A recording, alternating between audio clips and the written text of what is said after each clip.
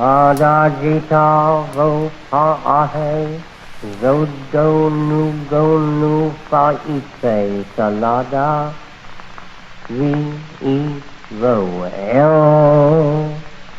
So bame yata regi, zoda vod, I ada pehe kasi remer abramaji patalabo, balakalada, Sota Loricel Code, the Basal Oj Balatohe, Isalu Sada Orari, And in this podcast, we're going to be talking about poppets. Poppets for hexing and protecting. Now, poppets are a very cutesy sort of new agey word, really, and you'll find most old craft or traditional covens will in fact call them magistellus. And magistellae, the plural, really means magical servants or watchers. You might think, now, why do I need protecting? If you're a witch, whether you're working solitary, whether you're working in a coven, whether you're doing very gentle little rituals or hardcore craft material, you will have attracted attention. If you imagine the whole of creation of this earth is interlinked like a spider's web, you're doing your little ritual over in one corner of that web, and that is sending out messages all over it, so people will know what's going on, and you will attract attention of perhaps some witches who are not perhaps quite as nice, some who are jealous of your workings. You might attract the attention of anything from the spirit world or from the underworld, the fae, who will come to you attracted by your workings. So protection is vital, and poppets or magistellus are really good, wonderful things to use to protect yourself. But having said that, I'm hoping there is not one of you out there that has not got some protection already in your home. Now, the best way to do that is to do an incense that cleanses and protects. Now, all you need to do is smudge the incense, the protection incense, all around your home, or the entrances, all around the area of the land that you live on, to help guard against negative energies and malicious energies that might come in. Now, protection for you as a witch, your family and your home is really important. But there's all sorts of ways of doing it. You can do it with, you'll have heard of the term witches' bottles and mannequins. Those are other protection devices used by people of the craft, and we'll do those in another podcast. Today we're going to talk about poppets or magistellus. I should probably just call them magistellus from now on. These are creations you have made, and the only real difference between a magistellus that protects or one that hexes is your intention. All need to be made handmade. They are, when I say handmade, it can be anything. You can make them from clay, beeswax, you could even just draw a picture. It depends on how artistic you feel, how important the protection or the hexing has to be. But what is important is that they're made from materials that you yourself have handled, you yourself are making, so that you put your energies and your magic into those poppets. Well, I've said it, poppets again. It's easier. Everyone knows what I mean by say poppets. Now these creatures that you're making, these representations of people basically, will, once they're working and they're empowered by you in ritual, grow in strength, and they will have a will of their own almost, and their job, particularly the protection ones, is to protect you, your home, and everybody who lives in your home. And once made, they're there for life, and they're a wonderful way of doing it. So let's start with protection. How are we going to make them? Well, protection poppets are made more permanent than perhaps some of the ones you use for hex, which you want to biodegrade. These you want to last for a long time. So the ideal way of making them would be to use clay or true beeswax. Clay is probably the best, and you can mould them in any shape you want. Now, the one I'm going to show you now is blank. It's been made specifically as a teaching aid and a tutorial. And this is she. You've seen her in the preview, I'm sure. And she will be, when we make this for ourselves, she will be full of the protection that you need for your home and yourself.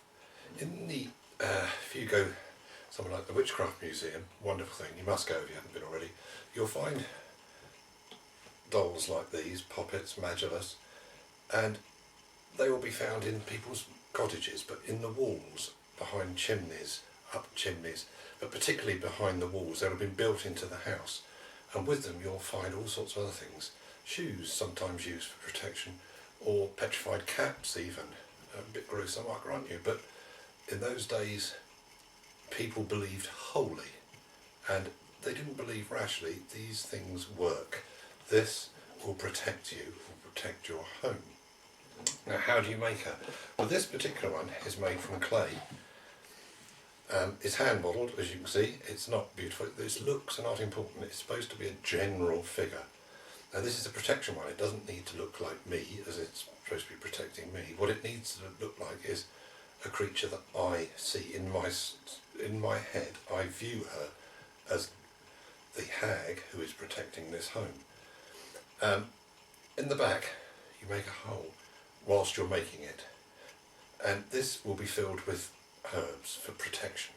There's all sorts of herbs you could fill this. Incarnata, sage, hedera, poke is a brilliant one, very protective. Sorcerer's violet, wonderful. Get your dried herbs, fill the back of them up, and then with beeswax fill in the hole so she's there permanently. Now you can also, to add spice, make as you're kneading and making her, your essence is going into her, you're giving her a job, you're focusing on the job you want her to do, which is protection, and you want to give her the tools to do that. So a favourite to put in with her is iron nails mixed in, just the odd one in her body, or you could put claws from your domestic or any animal to help you protect. You could use hair, your own, pets, anything like that that will add power and absorb negative energies. But as I said, in medieval times and prior to that, they would have been buried into the walls of homes. We can't do that now, obviously. I don't know what your house is like, but mine's made of plasterboard. It would be a nightmare. So you need to make a home for her, because she needs to be in the dark and away from people. So you need to make, sounds gruesome, but it's a coffin. This is old craft stuff. We're not Wiccans. Make her a coffin. This is where she will rest and work.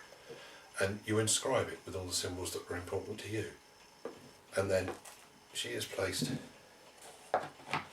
into her coffin and placed in a place of power, not on show. She's not supposed to be looked at. Leave her to do her work, and she will protect your home wonderfully.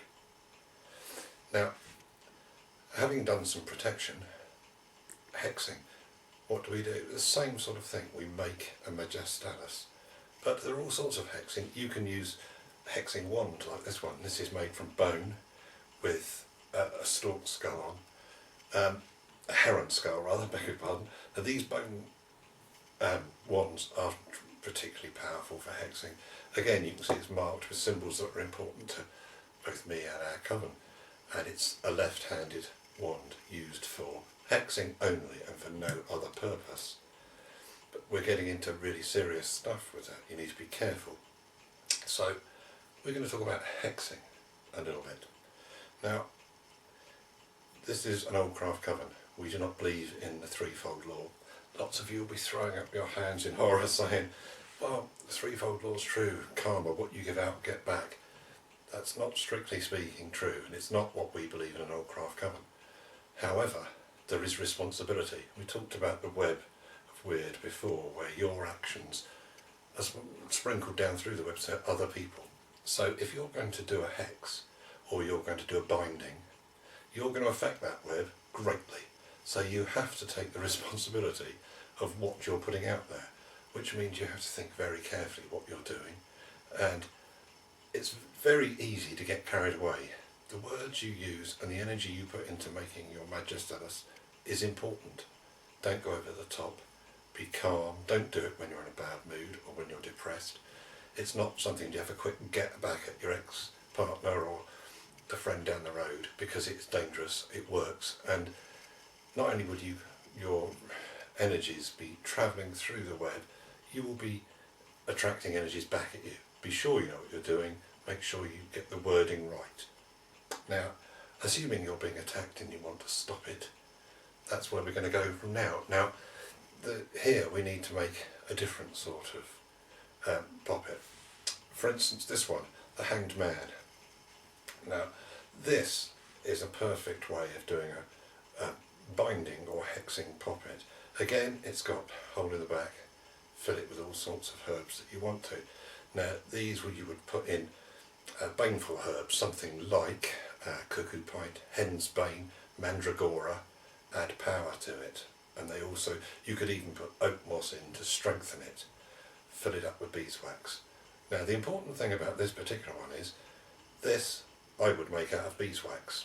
I wouldn't make it out of clay. You don't want it to last. What you want it to do, there are two ways you do it. Firstly, you can hang this off the front door of your foe or the person you wish to bind. That's quite a scary thing to do, and it may well work if you're working against a witch themselves. That is pointless because they will know how to destroy this, therefore breaking your spell. Far better is to make it from beeswax, hang it on a tripod over a fire, and then raise some energies, cast your circle, raise energies, and then as the beeswax and the herbs inside melt away, so will your spell work, the hexing will work.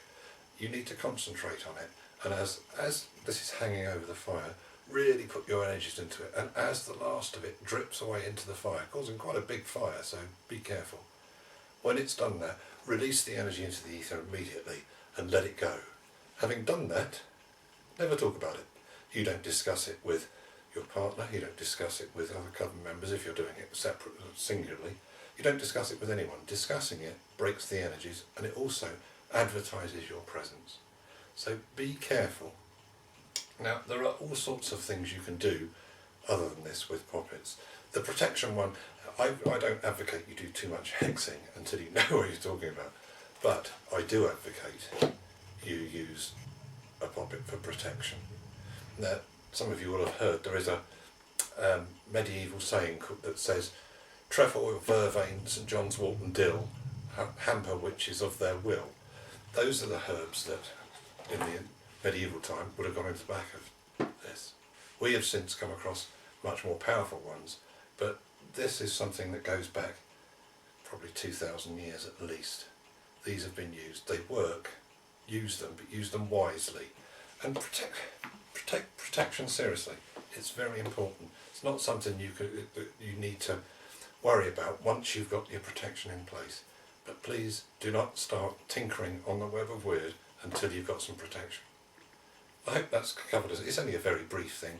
I could talk about this for about 2 days and you'd all be bored stupid. So I hope you enjoyed it. I hope it means something. Thanks ever so much. Bye.